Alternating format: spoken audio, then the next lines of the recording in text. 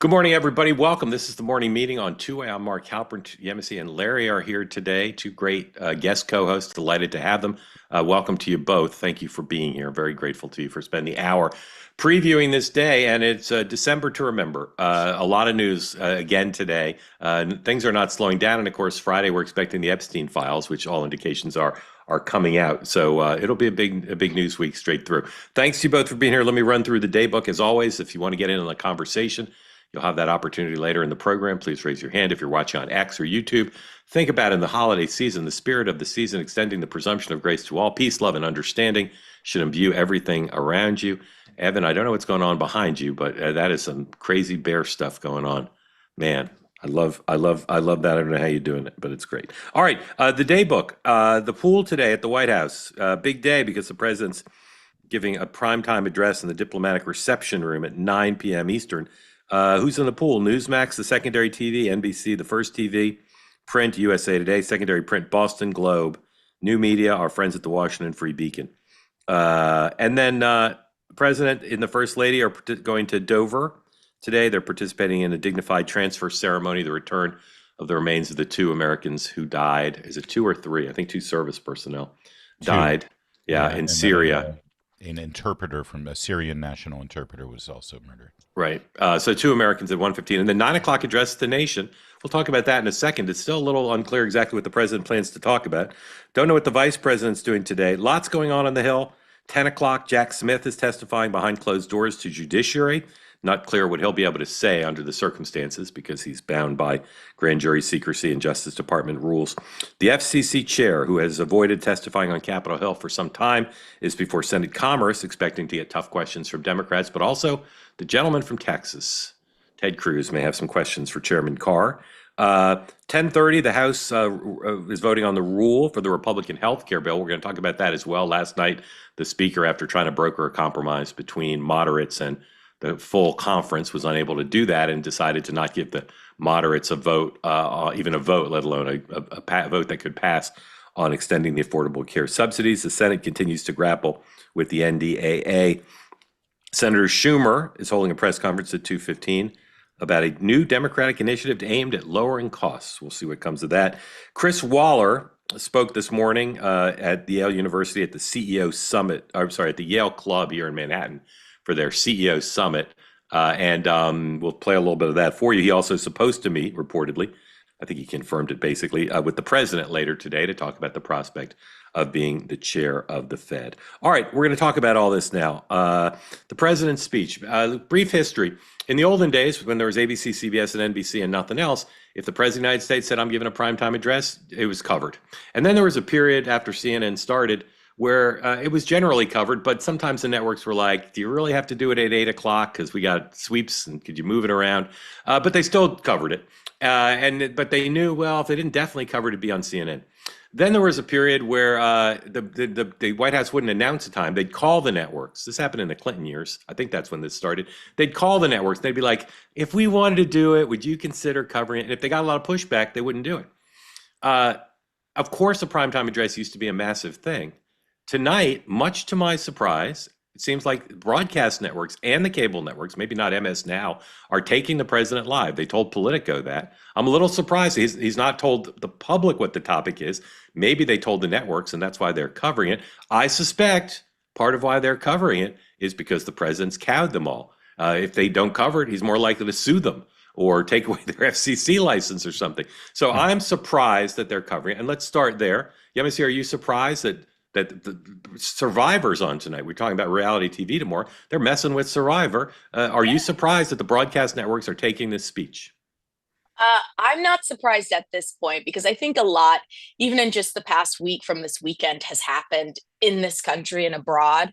And I think the president really wants to level set before everybody goes to the holidays, wants to be the last thing people think about before football and Yeah. and whatever folks celebrate. But I'm not surprised because I think this is the most on message he ends up being when he does a diplomatic reception room or Oval Office address. And I think people really do want to hear kind of just a grounded speech from the president. We just haven't heard that in a little bit Yeah. of time. So That's well said. Hey, Larry, Yeah. I know the speech won't be about an ode to Rob Reiner, But what do you think it will be? It's a great question because I am kind of surprised. I mean, he is good television, but if the conventional wisdom in DC is this is going to sort of be a combination Queen's speech at Christmas time and sort of a valedictory look back at the first 10 months of the greatest Yep. presidency our nation has ever seen, Or and any a nation, couple or any nation. ever in the Yeah, history of mankind. yeah, And if that's true, I'm surprised the networks will run it. yeah, That's why I think there's something else going on here. yeah. Maybe it has to do with that extraordinary Truth Social post that I know that we're going to talk to a little bit later about Venezuela. Yeah. If there Yeah. is increased military activity with regard to Yep. Venezuela, that's the stuff of Oval Yeah. Office addresses Yeah. that the networks would carry. And if this were a real network news division morning meeting, some vice president for something would say, "I can't. Nobody should repeat this, but the White House has told us on background and Yeah. for planning purposes that this is going to be a declaration of war against Venezuela. So we can't rule it out. And then it's hard to know how long it's going to be because we don't really know what it's about. But I suspect it won't be particularly long. That's just my sense from talking to people about sort of the planning of it on both the media side and the government side. Yeah, I Either, doubt he's going to weave off of prompter in this yeah, setting because he yeah, doesn't have a crowd to play to. So yeah, I yeah, would suspect 15 minutes max. yeah. All right. Either of you want to say anything more about this? No. All right, So, we'll have full coverage tomorrow. Um, uh, I asked the question before the program in the pregame. A parlor game I like to play when I'm at a fancy cocktail party or a dinner party or barbecue or Kiwanis Club or Masons, whatever I'm at. What's the thing you have most in common with Donald Trump? What's the thing? Biographical, attitudinal, whatever it is. Larry, what was your answer? my non-political was we both love the NFL, but Yeah. my political answer is I came of age politically during the Reagan era when Mayor Koch was the mayor of New York, and then into David Dinkins' mayoralship, and it was a perfect illustration of the failures of Democrat leadership in New York City, and I think that that influenced his political leanings as Yep. well. Living through Yeah. that. Yeah. Let me see. What do you most have in common with Donald Trump? Our love for reality TV, our Yeah. shared love. Yeah. Okay. So my answer is this, and it's apropos of our next topic. Um, the best way to tell compelling stories is through video that's produced in a cinematic style. Hmm. That is the best way to tell stories. It's what captures people. And if it's about your own life, Donald Trump thinks of his own life as a movie. And it turns out he's not the only member of the family who thinks of his life as a movie. This morning dropped the trailer for the new Melania Trump movie, the theatrical release. And it is, no matter what you think of the Trumps or the First Lady, this is a spectacular piece of video editing. Play the whole thing. Here we go again.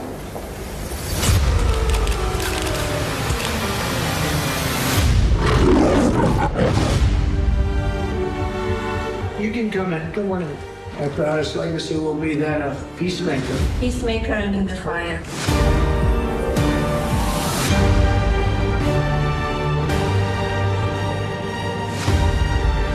Beautiful. Together with like-minded leaders, we have a voice. Is it safe? It is safe.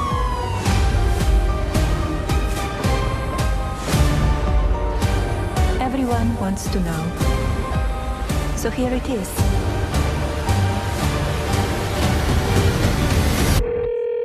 Hi, Mr. President. Congratulations. Did you watch it? I did not. Yeah, I will see it on the news.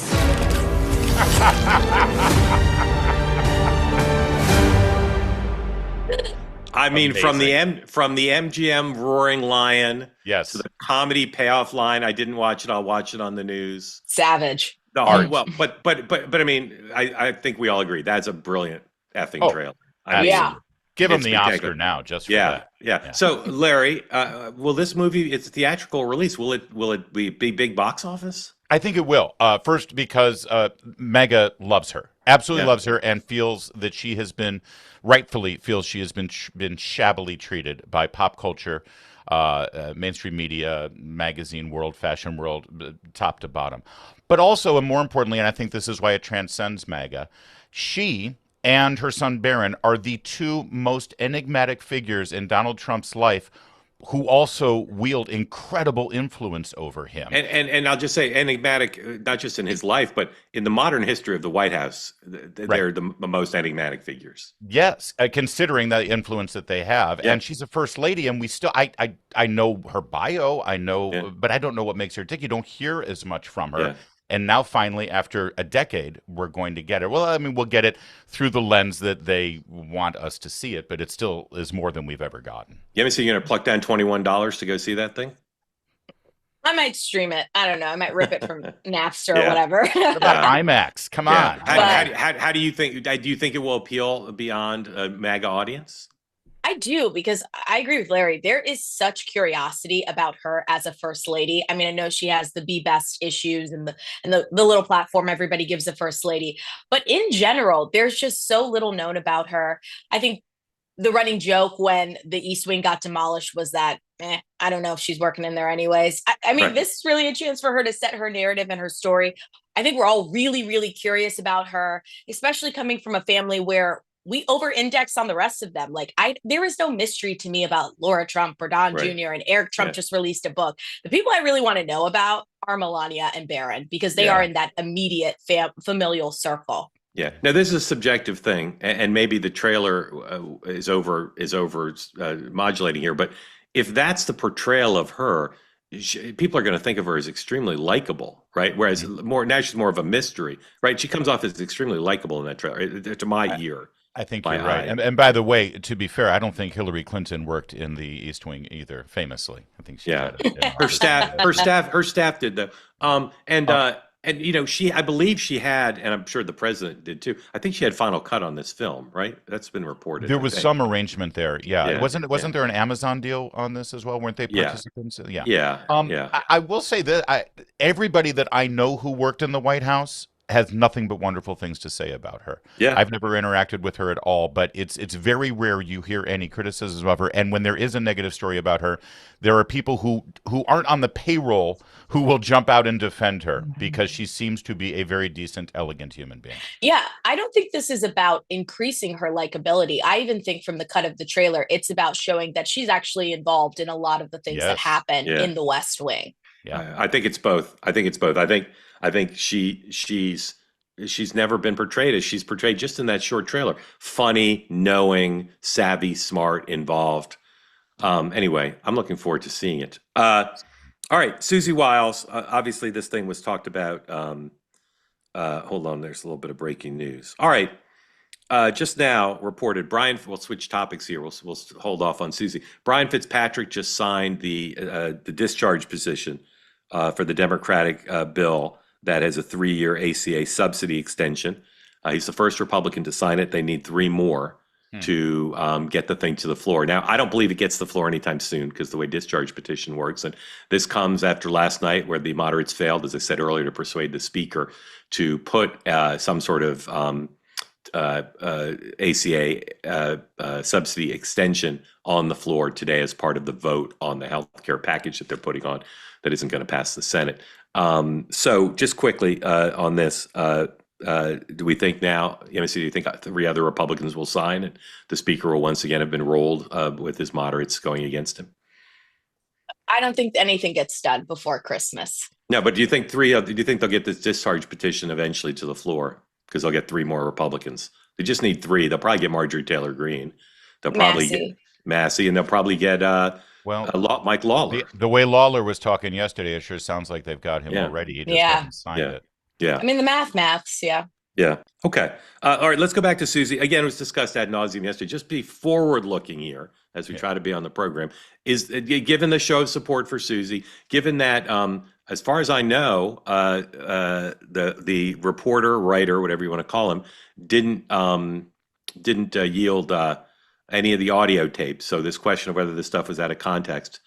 I believe I know what happened, and I've said so publicly. I'll repeat it in a second. But here's the CNN headline. Susie Wiles offered unflattering assessments of her colleagues in Vanity Fair. In return, they showered her with praise. Everybody came out in support for her. So, is this story done, or does it have more beats to come? It's done. I mean, this story doesn't have traction outside of like a Beltway Politico circle. I mean, I texted my folks back home in the suburbs of Atlanta and they said, Susie who? So, I mean, it's buzzy and it's fun for this crop and this and the world we exist in. But I mean, look, Susie Wiles has led the president probably better than any other chief of staff. They have no choice but to support her. And anything less would be to acquiesce to Vanity Fair, that West Coast liberal Hollywood rag. So, Larry. There's two schools of thought. Eric Erickson had a pretty interesting take this morning in his newsletter where he thinks Susie Wiles said all the things that Trump would say, but he's instead channeling it through Susie Wiles. And the question is, she's only in hot water if her criticisms, even if they were unflattering, don't mesh with the president's assessment of his cabinet. And I think that's an interesting take. Yeah.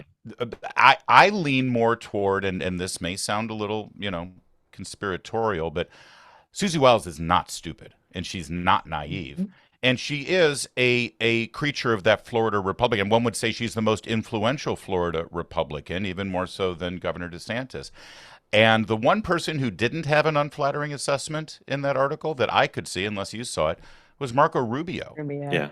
And one could argue that the criticisms of J.D. Vance, although he took it in stride, are actually quite damaging because they hit him where he's most vulnerable, that he just supports Trump for political purposes and that he's a conspiracy theorist, etc. Maybe, just maybe, this is Susie Wiles beginning that exit strategy and the move to promote Marco Rubio and find a lane for him to be able to get that nomination.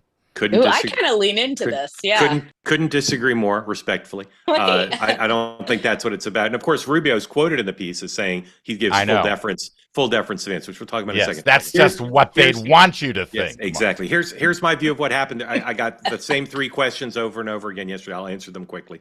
Number one, why Vanity Fair? It's not about Vanity Fair. It's about Whipple. Whipple is the writer of about chiefs of staff. And Susie has great reverence for the position, for that office, and particularly for James Addison Baker, 3D, for whom she worked. And I think she just felt cooperating with Whipple was something that chiefs of staff do. So it wasn't about, when people say why Vanity Fair, it was about Whipple. Number two, I believe what happened was she said all those things, but she said them in asides that she didn't think he was going to write. And they're all within the context of broader things. So you say, well, she said negative things about J.D. Vance. I guarantee you she said 1,000 positive things about J.D. Vance to the guy. He just didn't put him in the piece. So if I say, Larry's genius, Larry's so nice, Larry's great, Larry's awesome, Larry was late last week. When he was supposed to be on the show, and then somebody writes an article and they say, well, what does Halpern think of Larry? Well, Halpern says, well, Larry was late last week. Well, of course, that's going to make it seem like I'm negative about Larry. Now, Elon's a different case because I believe there's some negative feelings throughout the White House about Elon. But everybody else in there, the president, the vice president, the head of the OMB, everybody else she says negative things about, I know for a fact she doesn't feel negatively about them. But he pulled out the negative stuff, and I believe some of those negative asides were off the record, and just, but not, she didn't put them off the record. There are senior people in this government who will email me regularly, and they won't say off the record because they know I play a long game. I'm not going to burn them. They don't need to put in every email to me off the record. If they email me and they say, "Oh my God, so and so's a putz," Senator so and so's a putz, they know I'm not going to go on Twitter and said Secretary so and so says Senator so and so's a putz.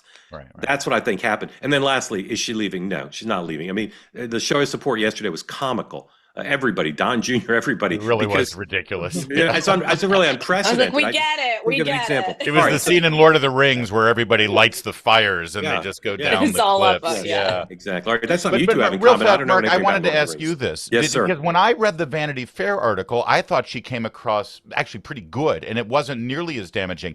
Yeah. It was the New York Times article about the Vanity Fair article that I think was very unfair. Correct. And they gave the Times an early heads up and let them break the story about the Vanity. That's the Vanity Fair PR people. And again, that's what everyone was talking about. And it's not surprising that Whipple wrote favorably about Susie, not just because he had access, because just as she reveres the chief of staff position, so does he. That's his beat, the chief of staff. Yeah. So that's that. All right. There is this Rubio Vance thing. And just one question on this, and this is not the first time Rubio has nodded to the notion that he would defer to Vance. I can't think of a precedent. This is 3 years out. Vance isn't even a declared candidate. Why is Marco Rubio saying this so definitively, do you think? Why is he saying definitively? Why is he saying if Vance runs, I'm for him and I'll be the first to sign up? Why is Rubio saying that? Why not just say it's too early? Look, they work together. I'll give it to them. As somebody who worked in a White House where I sat in the West Wing, and then all of a sudden the balance of power went across the street to the EEOB when Harris was the person running. It's incredibly awkward when there's this competing tension of political ambition. And I think it's smart for Rubio to kind of play the deference card here and maintain it. I mean, they gotta clock in together every single day. Yep. Larry? I think that's pretty much it. If he wants to keep the peace and get anything done, they can't have that kind of drama. And by the way, I think he's right where most Americans are observing this situation. Obviously, J.D. Vance is the vice president, so he's sort of going to have the inside lane here, and Marco Rubio knows that. And if he were to say anything else, it would be untoward. And particularly if Trump would endorse Vance, which I still think is the base case. I'll say one more thing, and sometimes people look at me askance when I say this. There are people in politics who are genuinely friends. Right? They're genuinely friends. Not just like the Cheney sisters, just kidding. They're people are genuinely friends. People are genuinely friends. And this cabinet, you'll see them in public all the time say, oh, we're genuinely friends. And I think people on the left and in the media and even some Republicans roll their eyes. There are a lot of people in this cabinet who are hostile enemies. Not a lot. There are some, I should say. But they're genuine friends. And Rubio and Vance are genuinely friends. They're genuinely friends. And do friends... now. Well, okay. Do friends run against each other for president? Happens all the time. But these guys are really close. And I think that's part of it. He can't imagine today, you're right, MC, maybe in a year I'll feel differently. But he can't imagine running against. If his friend's going to run as vice president, he's not going to run. All right. The Fed. There's 4 possibilities for Fed chair. And this notion of a deadline is ridiculous because people say the president wants to name a Fed chair. They said they wanted to do it 2 months ago because he wants a shadow Fed chair. It's all crap. They didn't need a shadow Fed chair. It's not going to make any difference. The term, when's the term up? In May, right? Yeah. So, May. I mean, he could name his Fed chair in May. So this notion that it's going to be in January, which is what they've teased, is as ridiculous as the president saying 3 weeks ago, I know who I'm going to pick. And now he's interviewing people. So he doesn't know he's going to pick, or if he did, he changed his mind. So it's the Kevins, it's Hassert, and what's the other Kevin? Warsh. And then there's Waller. And then there's door number 4. And I'm telling you guys, I have it on great authority. Don't close your mind to door number 4. Okay? Because when Donald Trump sits on a personnel decision for a while, he usually doesn't say, you know what? I thought about this person. A bunch of my friends called and trashed that person, which has happened to particularly to Hassett. And yet I'm still going to pick him. He just doesn't do it very often. So Mr. Waller, who Trump put on the Fed, I believe he's not going to pick Waller because Waller's too much like Jay Powell. He's a Fed institutionalist. Trump's not going to go with somebody who's been in the building and breathed in the air. Here's Waller this morning. You tell me if this seems to you to be like Donald Trump's kind of guy. Interview was on CNBC, and again, he's supposed to meet with the president for a job interview later today. Here's Mr. Excitement, Mr. Waller. The president has said that he thinks he ought to have a say in interest rates. I imagine he might say that to you.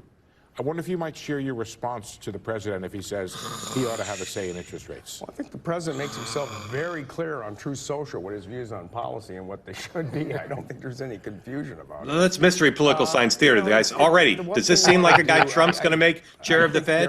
Already, I hope you have a point of view. Kind of communication rather Did you just fall asleep, Marco? I did. I nodded off. Waller does that to me. I know in the past, guys, I was fake snoring. I was fake snoring. My point is, certain times.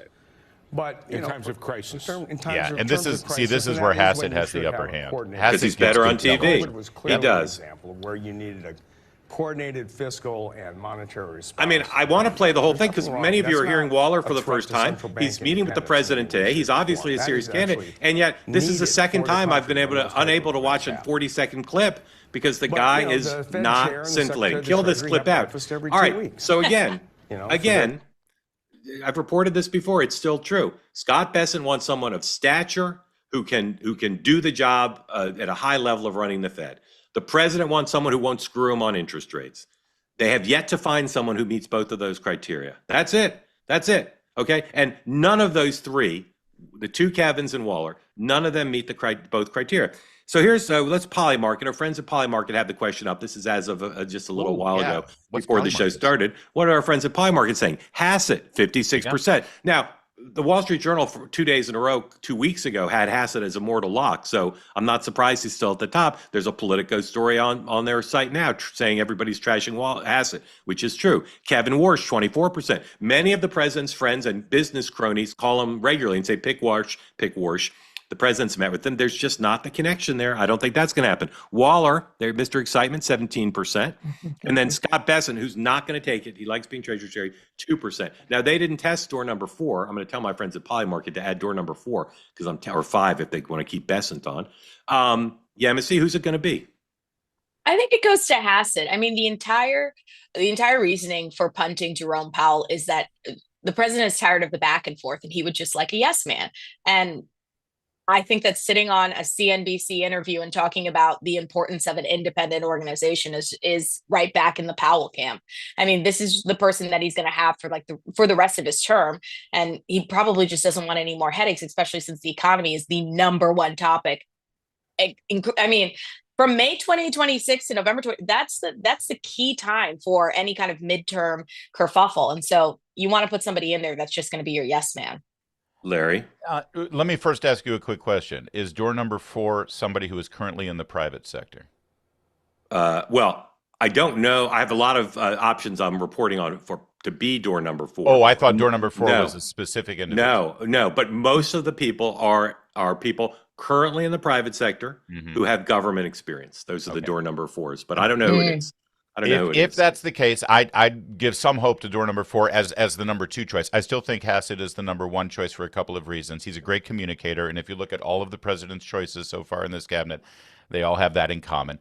The resistance that you're hearing and the undermining of him, is it coming from the political world or from the institutional world? It's coming from or both plus. Did you read the Politico story? The Political story is filled with blind quotes. I'm telling you, I need to be careful in what I say here to protect all equities. Okay. There are broad-based personal and professional objections to Kevin. Everybody likes him, and everybody thinks he's good, and everybody thinks he's good on TV. But there are broad-based, multifaceted objections. That Politico story was the tip of the iceberg about what's going on with him. And again, if it were going to be him, Trump would have picked him. Because I think 2 weeks ago when the president said he'd picked, it was Kevin. Yes and no. It depends. I think they might want to time it out as well. Listen, if you pick somebody, it does go through a confirmation process, right? So why pick it that early so that they can build up the oppo? Because he is a bit of a political figure in town, and so you can find some oppo on him. So but again, remember, they wanted to make the pick in November. I mean, they've been saying. Well, that was if they were going to fire Powell, though, right? No. It was in part intended to be a shadow Fed person who could say cut interest rates. Well, I didn't either, but that's what they said. All right. By the way, real fast, the other reason why Hassett has the inside track, and I think it's going to be the wild card, is because he's been a part of this year's agenda. He knows what the president and Besant and the team are trying to accomplish. Yeah. Just because the Fed is independent doesn't mean it's automatically adversarial. It's independent, 100%. But will work with this White House, and Hassett's the best man to do that. Nothing would surprise me, but I don't think it's going to be either, Kevin. Okay. These two stories, I keep saying, I don't understand why they're not getting more coverage. Biggest military buildup in the Caribbean, trying to depose a leader of a country, seizing an oil tanker, embargoing and stopping everything. Here's the latest headline from our friend Mark Caputo. Trump orders oil tankers blockade in Venezuela, labels it a terrorist regime. They're amping up the pressure. This is psyops. They're trying to get Maduro to go. Trump talked to Maduro. This is like a movie. He called the guy. They had a conversation and said, you got to go. And the guy's still there. The government still thinks he's going to go. Susie Wiles says in the Vanity Fair interview, one of the Vanity Fair interviews, the smart people in this administration say to her what people are saying to me. He's eventually going to go. They're not going to need to fire a shot. They're just going to keep ratcheting up the pressure. And then there's Russia, Ukraine, which, again, huge development. There seems to now be very significantly more robust security guarantees for the Ukrainians than were in the original deal. And the people in the government continue to tell me the Russians will do this. Here's the New York Times headline: Ukraine plan calls for enhanced military with U.S. and European backup. There's even in the New York Times story the thing that we thought was off the table, which is European troops stationed in Ukraine, which People say the Russians won't accept. We'll see. So, two big international stories getting not nearly enough attention. I didn't lead with them. We didn't lead with them, so I'm as Yeah, guilty. we have foreign At least- policy but fatigue. We're talking. That's part of it. So let's just talk about how they're going to end. We'll do Maduro first. A question I always ask. Let me see. Maduro gone by, let's say, Valentine's Day. Yes or no? Oh yeah, No. I think sooner. I think sooner than that. Sooner. Yeah. Yeah. Yeah. And Okay, all right. listen, I've been sort of downplaying how serious things are down there because I think that a lot's going on behind the scenes. They're trying to work out an asylum for him in Uruguay or something.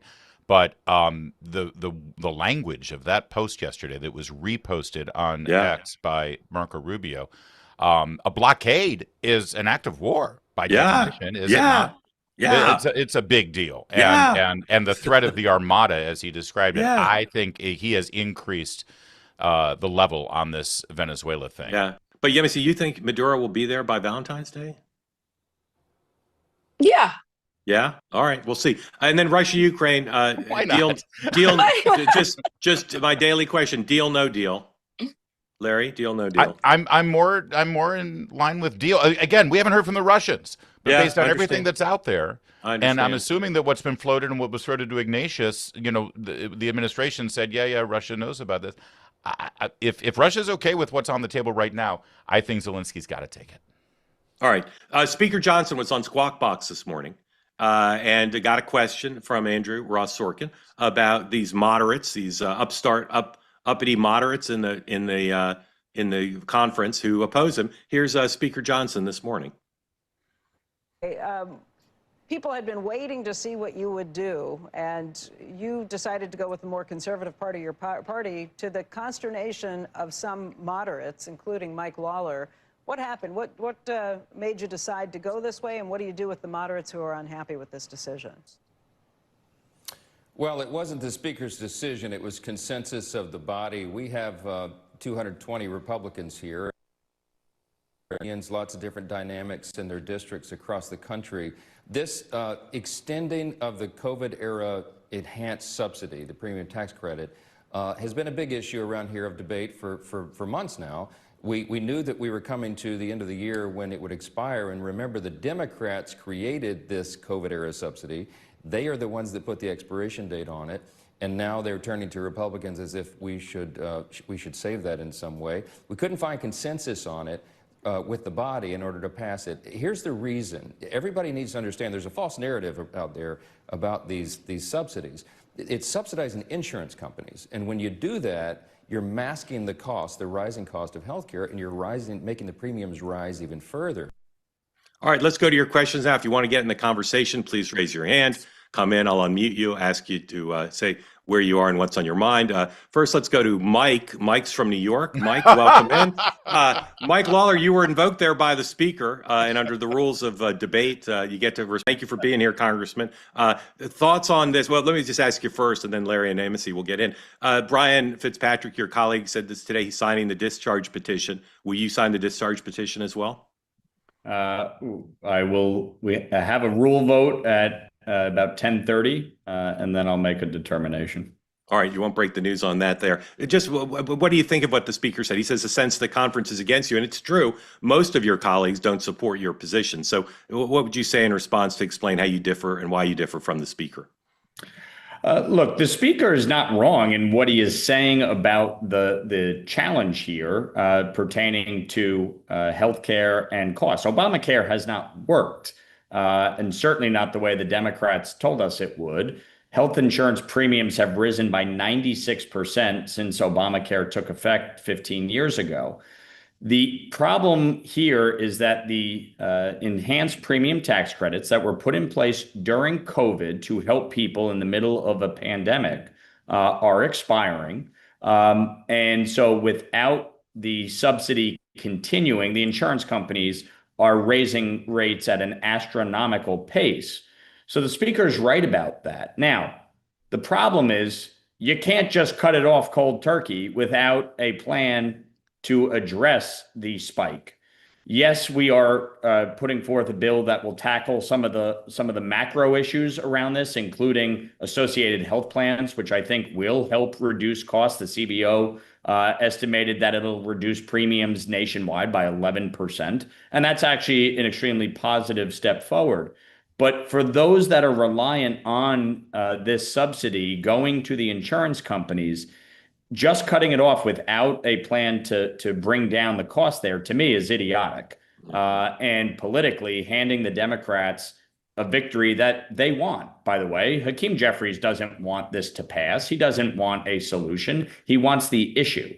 And so I and a number of my colleagues have worked in a bipartisan way over these past many weeks to actually come up with a compromise bill that extends the subsidies for 2 years while putting in place conservative reforms. It would be conservative wins, including eliminating zero premium plans and making people pay a $5 nominal, premium payment. And so to me, this is foolish. I obviously was very clear about that yesterday on the floor and in interviews. That's just the New Yorker in me. If I were writing this up for Vanity Fair, I'd say Lawler calls Speaker foolish idiot. But that's just me. Larry, question for the congressman. I believe, by the way, that's exactly what CBS News did after the Major Garrett interview. You did say in that interview with Major Garrett that they need to be moving toward compromise on this. But isn't it true that the fraud that was uncovered in that GAO report that your colleague Jason Smith's been talking about has sort of been a game changer for a lot of the members there on the Republican side? Isn't the compromise that's needed before the subsidies are voted for is you fix the fraud along with the subsidies? Otherwise, you're just throwing more money to the fraud. Well, this is precisely why we go after the insurance companies in the bill. We put income limits in the bill. I mean, somebody making $600,000 should not be getting subsidized for their health insurance plan.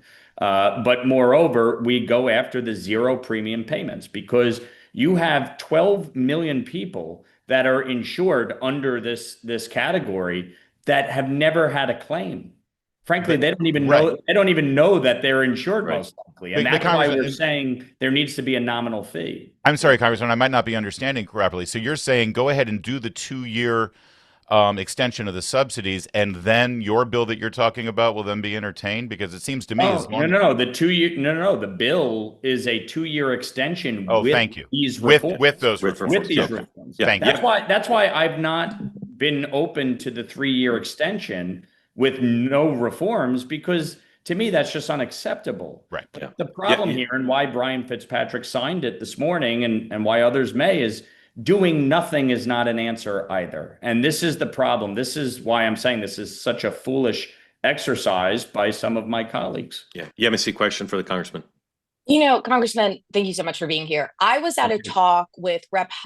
Hudson and Del Bene where they were talking about the political map and the future for 2026. And we know that healthcare is just the number one topic. And so I'm wondering, how much pressure do Republicans feel right now to get something done before we turn into 2026? And how much do you think constituents are going to hold Democrats or Republicans' feet to the fire if everybody breaks and we come back for the new year without something done? Look, affordability is the top issue, right? And whether it's housing, healthcare, energy costs, food costs, taxes, that's what people are focused on. We passed a tax bill that is going to provide a very large tax cut for middle class and working class families, especially, for instance, in New York, where the average New Yorker is going to see a $4,000 tax cut, which obviously is a positive step forward. But you have to tackle these other issues. Democrats can sit here and blame Republicans for healthcare, but this is their agenda. This is their bill that has been in effect for 15 years and has actually driven up the price of healthcare. Insurance companies have made 2,000% increase in profits, and people cannot afford healthcare plans. We, in the majority, though, have a responsibility to offer solutions.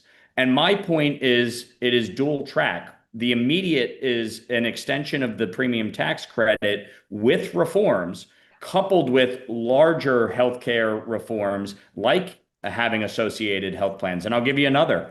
I fundamentally believe United Healthcare, the largest health insurance company in the country, should not be owning providers. They should have no ownership stake in providers. That is a conflict of interest and should be addressed. That should be banned. You look at, Aetna and CVS Caremark. That should be banned. PBM reform is critical. HSA expansion is critical. Catastrophic coverage, being able to purchase across state lines. There is a lot of things we can and should do, and Republicans are going to be doing that. But I think it is a mistake not to address the immediate issue of the ACA extension. There's just tons of substantive ideas there that can't be considered in the fly, but will be considered. And the congressman is amongst a bipartisan group in both bodies trying to get them. We got to let the congressman go because we've already taken a bit off schedule. But announcing now, tomorrow's co-hosts here on the morning meeting will be Mike Lawler and Ro Khanna. They'll be sitting in Yemisi and Larry's seat. So, Congressman, thank you for making a little time today. Get a good night's sleep because you'll be on for the full hour with us tomorrow with Congressman Khanna. Look forward to it. Don't go out of your way to agree with Ro, Congressman. Yeah. I know your instinct is to do that. And another Jeffrey showdown. That's what I want to see. Yeah.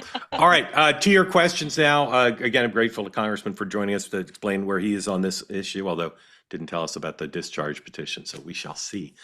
Quick word from a sponsor then to your questions. If you're here on the platform, want to get in on the conversation, please raise your hand. Sponsor today, our good friends at Chef IQ. Go to chefiq.com. Use the promo code 2WMM, 30% off the whole site, including their Chef IQ Sense wireless cooking thermometer. Download the app, put the thermometer in whatever it is you're cooking, and it will do most of the rest. It's a little bit magical. I've been using it. You can cook anything. It'll tell you when to take it out, when to turn it, how long to let it sit after you take it out. Chef IQ Sense is that wireless cooking thermometer is a gift you can give to anybody on your list. You can order it today and still get it in time. You can sit around and your friends and family can sit around and socialize and enjoy the holidays rather than hovering over the oven. Again, go to chefiq.com. Use the promo code 2WMM. 30% off the thermometer and everything else on the site, all the other accoutrements you need to be able to cook well and easily. It's the perfect gift for every chef on your list. Again, chefiq.com, promo code 2WMM. Thank you for your attention to this matter. Andrew, welcome in. Tell folks who don't know where you are and what's on your mind for Larry and for Yemisi. Hey, good morning. Wanted to talk a little bit about the Brown University shooting investigation. I watched the video. I don't know if you've seen the 5-minute video the FBI released last night showing seen it all. Yeah. So I can't help but feel like it feels like the Luigi Mangione investigation from last year with these video pieces coming out, the surgical mask, all these things. Mark, my questions for you. I haven't heard you talk about this in a while, but prior to the election, you talked a lot about the mental health crisis that the U.S. was going to be facing. And kind of looking backwards now, I want to know that the health crisis the country would face, depending on the outcome. And looking back now and what we've seen just with some of the crazy violence, going back to Mangione a year ago, going back to Charlie Kirk, other things. I mean, there's a litany of things. Yeah. Do you think that it's manifesting? Is that what we're seeing? Well, in terms of Brown, until we know who did it, we can't speak to whether it fits into a larger context. I will say on that before I answer your question, I continue to say, we were talking about this before the show. There are not very many people who walk into a room with a gun, whether it's on a campus or someplace else, shoot and leave. They usually get killed or they kill themselves. There's some examples pointed out to me. The Parkland assassin left and was caught, but normally they don't. And so I'm not saying it was a hit on someone, but I'm saying we can't rule it out because it's an unusual circumstance for someone to get away. In terms of mental health crisis, there's a lot of strands to that. All the things, cause and effect related to the fentanyl crisis, people who are very upset about President Trump's victory, anti-Semitism. There's lots of things out of whack in this country, and we've seen Charlie Kirk and President Trump. We don't know the motive there, but the political violence has become a reality here. Violence has been a reality for a while. I wish we had a president who had the capacity and the inclination to work on this harder than this president does. But I'm extremely worried about it, and I'm not normally try to be optimistic. I'm not seeing the strands of recovery, of unity and of mental health, and particularly for young people who have turned away from faith, have turned to other things, social media, et cetera. I think we need a whole new generation, not just of governmental leaders, but of business leaders and faith leaders and community leaders and parents who try to get more of a handle on this. So that's my pessimistic answer. Yemisi, thoughts? Well, I was more struck by the story. I mean, you bringing up Parkland? I was so struck by the story of the young woman that had survived that and then had experienced another. And we're kind of coming into where people are able to stack up at this point, having these kinds of experiences. And I don't really think anything changes. I've been more disappointed with law enforcement surrounding this. Each press conference has been a complete and utter disaster and mess. I actually saw the president put something out on Truth Social where he criticized Brown University for even their lack of security cameras. I just think in this environment where we are all hyper aware of what can happen to schools at any point, there's got to be a responsibility on academic institutions too to protect these students. Every video I see of students were not fully aware of some of the things that were even happening, that there was an active shooter on campus. Some of the students were running out of the engineering building and they said across the street they were running into students who had no idea what was going on. And it's like every time this happens, we have a conversation about mental health, we have a conversation about the Second Amendment. Okay, well now we have to have a conversation, unfortunately, for all of our academic institutions about what are you doing to protect these children that parents are sending out of state when it's clear that they had no emergency preparedness. Yeah. Larry. Yeah, and if you look at articles prior to this shooting, the students were complaining that there were too many cameras on the campus. They felt like it was one of the most surveilled campus, and they do have cameras, but certainly not in, ironically, the places that they needed to find this assailant. The behavior of the elected officials and law enforcement, Andrew, have been less than stellar. There's no confidence that they know what they're doing, and it almost appears as though they're withholding information for whatever reason. It doesn't make any sense, to echo what Mark was saying, that for somebody to go into a classroom, shoot everybody up, walk away nonchalantly, and still be at large, and then have law enforcement and local officials. They sound like the mayor in Jaws saying, "Oh, there's no danger here. Everybody's safe." How can you tell us we're safe when there's an assailant running around? Unless they know that this was targeted and that the person was targeting one specific person in that classroom. And I don't want to go off, in the speculation world. Yeah. But we all have brains, and we're trying to put the pieces together. I'm not a conspiracy theorist, and I normally shy away from them. And when I do dabble, I'm usually wrong and embarrassed about it. And then I do an after action report on myself and say, why did I go down that hole? However, the thing I already said, that the guy walked away, number one. Number two, I'll say again, look at how little I've read all the stories, and I've done a ton of research on this. Look how little we know about what happened in that room. Look how little we know. Where did he enter from? How long was he in there? Who did he shoot in which order? How close was he to the two people he shot when he shot them?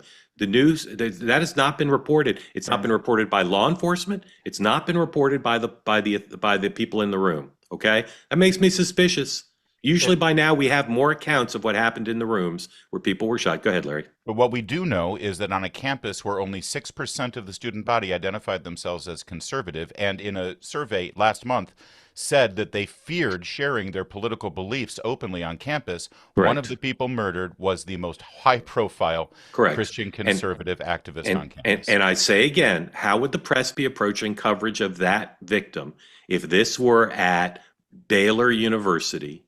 And one of the two people who was killed was the head of the college Democrats. Yeah, we know how they would. And and that person was from Cambridge, Massachusetts. We know there would be a national thirst in the media to say, how did this happen? How could it be that that person wasn't targeted? I'm not saying she was. I've talked about this before, and people twist my words. I'm just saying the combination of the mysterious circumstances of the guy walking away, of one of the two people who was killed, of nothing being reported about what happened in the room where people were killed, and her identity, all adds up to we need to get to the bottom of it. I'm not engaging in a conspiracy theory.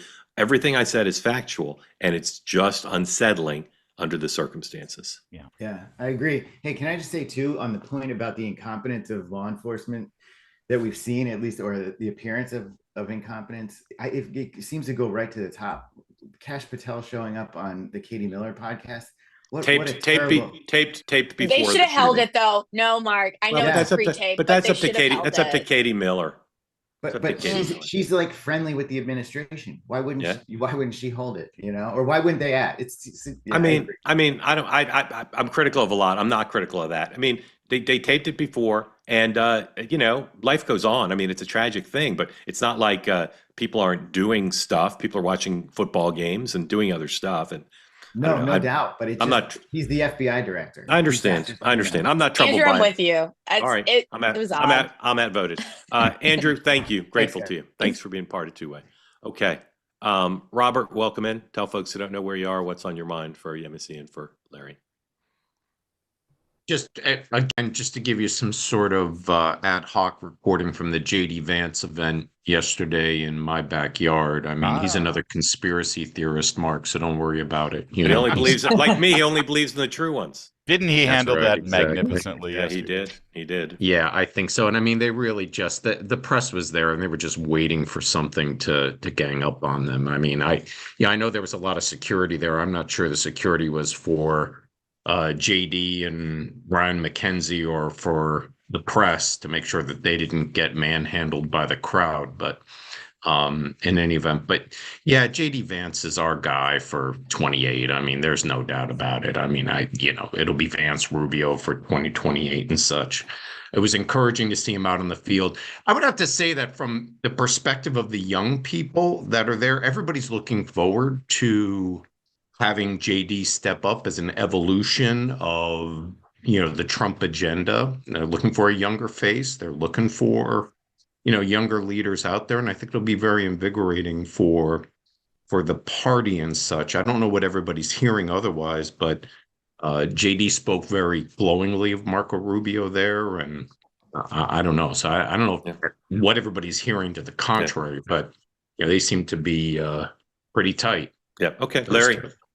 Yeah, and listen, I'm the person who floated that maybe there is some sort of strategy going on here. All I can say is there's a lot of game to be played. I mean, you go back, there's a lot of time on the clock. Go back to 1 year into Obama's second term, and Republicans were all jockeying, and everybody knew that Jeb Bush was untouchable. He was going to run away with the nomination. So different dynamics, certainly, when you're the vice president, but a lot's going to happen between now and then, and I think that Marco Rubio, say what you will, I think he's a great guy. He's also a very savvy politician. Yeah, would you be more afraid in a general election to run against Rubio or Vance? I think I'm more afraid of a joint ticket. Yeah. Yeah, I think a joint ticket is a strong, smart idea. Yeah, gets rid of any multi-regional, multicultural, and they'd have literally $2 billion in the bank before Iowa and New Hampshire. Robert, deep thank you, Robert. Experience. Yep. Robert, thank you. Grateful to you. Okay, Haley, welcome in. Tell folks who inexplicably don't know where you are and what's on your mind. Hi, I'm from Queens, New York. It's a little cold here. First off, I just wanted to say I have a huge girl crush on you, Yemisi. I think you're brilliant and fantastic, and I love every time I see you on here. So first that. Thank you, Haley. Second, I'm fascinated by like the palace intrigue, Susie Wiles story, and I just want to kind of like ask a general question because for me, I find it fascinating that they would talk to Vanity Fair. I find it like completely wild that they would give them like such a vast amount of time and so many quotes. I just think it's like equivalent to like, I don't know, AOC going to Breitbart and sitting down and having like an in-depth, and I just find it wild. So what is the reasoning that like... Did you miss the top of the show? I might have. I apologize. That's okay. I think, as I said at the top, I'm pretty confident in this. It's about Whipple. People are saying Susie wanted the fame and celebrity of Vanity Fair. If Whipple had been writing that for National Geographic or for Breitbart, I think she would have done it. He's the chronicler of chiefs of staff. So that's what I was going to ask. Is it more about the reporter rather than I don't think they cared about being in Vanity Fair. If anything, they thought it was a negative. And I'm sorry, Larry, then before one more thing, and then you see in the piece, the vice presidents throughout the photo shoot is like, these people are going to trash us. These people are horrible. It's not like it's not like they're ignorant of what Vanity Fair is about, but Whipple was the draw. Larry. Whipple is a draw for Susie Wiles, I think, but for the most part, because of the chief of staff aspect of it. But they all posed for the Vanity Fair photographer. They knew they were getting the power shot that they got, which is an epic shot. I don't think they were that reluctant. I think, sadly, and Eric Erickson echoes this in his newsletter this morning that I'll plug a second time, Eric, you owe me, Eric's awesome. that Trump and, sadly, many people in Washington, D.C., still crave that validation. Yes, 100%. From the New York Times, from George Stephanopoulos of all people. But Susie Wiles doesn't. Susie Right. Wiles doesn't. Yeah. Haley, thank you. Grateful to you. Thanks for being part of Two Way. Okay. Alan, welcome in. Tell folks who don't know where you are what's on your mind. Hello, hear me? Yes, ma'am. Hi, I French. am in Scottsdale. Thank you so much. I actually have a question about Venezuela. Great. I know the narrative seems to be, as we're building up our fleet out there or down there, it seems to be about oil. And I was wondering, I've read some things about China just sort of being more involved in Latin America economically, strategically, whatnot.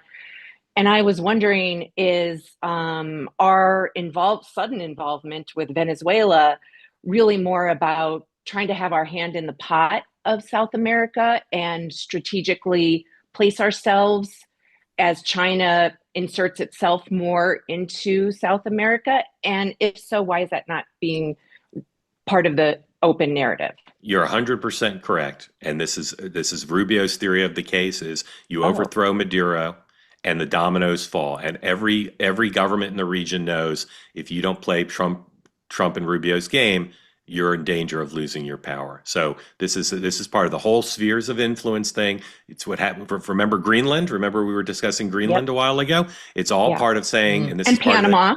And Panama. This is all part of the president's conception of by the end of his term, China, Russia, and the United States are going to have carved up the world into spheres of influence.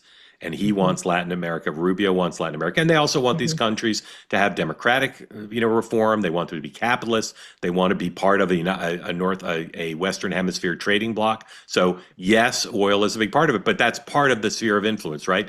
The president's view is we want oil. The oil that's in our hemisphere, that's our oil. That's not to go to China. Well, Larry. And specifically, we helped develop that oil when we had a relationship. Venezuela didn't. We researched it. It was our oil companies. We paid for the infrastructure that's keeping the Marxist stream alive right now. I was fortunate enough in the first term to do I was in the before we called it the new media chair.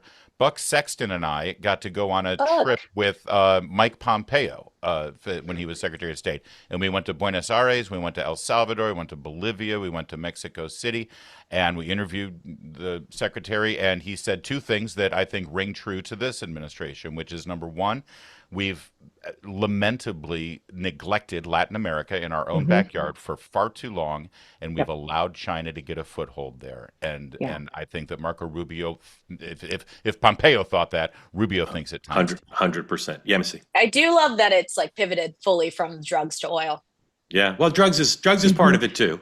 But the oil fuse. But it's number three. It's number three. All right. But drugs was the main driver there for a lot of it. So drugs was how quickly we forget the fentanyl. Yeah. Ellen, thank you. Very grateful to you. Thank you for the question. All right. I have a tons to tell everybody about. So please bear with me. Take out a pen because you may want to take notes on some of this.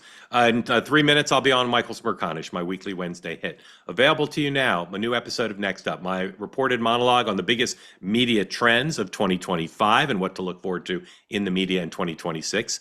My interview with my friend Rabbi David Wolpe about anti-Semitism and what can be done about it. And my conversation with David Winston, he not the most famous pollster in America, but one of the best, been a pollster for House Republicans in particular and others for a long time. And David and I talk about the central issue in the midterms, which is the relationship between the economy, voter sentiment, independence, the president's approval rating. All that's available to you now on Next Up. Okay, noon today, Meghan McCain is on with the new episode of Citizen McCain, her guest Colonel Kurtz, and reality TV producer Carlos King. Join them at noon Eastern. 6 o'clock tonight. We've already recorded tonight's episode of Two Way Tonight, so please don't come on the platform. It's a great episode. It's really we convene these conversations about 28 somewhat regularly. And they're the most interesting conversations, I believe, anywhere about the next presidential campaign. Guests this time are hardy perennials, Amy Parnes, Jonathan Allen, and then we're also joined by Haima Moore, and then John Podhoretz, and John's father, Norm Podhoretz, a legendary figure in America, a giant, passed away. If you haven't read John's tribute to his dad on commentary, you should. But anyway, that conversation, you can watch it on YouTube at 6 o'clock. Just a great, the four of them are just brilliant. We ran through all the candidates on Democratic side. We talked about the Rubio stuff with J.D. Vance. Really recommend it to you. If you're interested in 2028, just a spectacular conversation. My colleagues were just so bright. And then Real America with Bridget. She's having a holiday party for all of you on Real America at 7 Eastern time. So please join her at 7 Eastern, Real America. Bridget Fedesi, Bridget's the invitation. Bring a cocktail, come and discuss how you feel about 2025 as we close the year. And then finally, on the morning meeting tomorrow, as I said, our guest co-hosts will be two members of Congress, Ro Khanna and Mike Lawler. So please join for that. We'll have normal format. We'll see if the members of Congress can keep up with Larry and Yemisi and everybody else. And reminder that tomorrow, our last programs for both the morning meeting and Two-Way Tonight for the year will be on holiday break starting on Friday. So tomorrow, the live show. So please come and join us. Larry, Yemisi, couldn't be more grateful to the two of you and looking forward to seeing both of you more in 2026. So thank you. Thank you. Appreciate All right, it. everybody. Thanks, Thank you. Thank you for being part of Two-Way. Merry Christmas. Happy New Year. I'll Christmas see you on is back. Exactly. I'll see you on That's right, Smirkanish in 3 minutes. I'm late, so they're looking for me. Have a great day, everybody.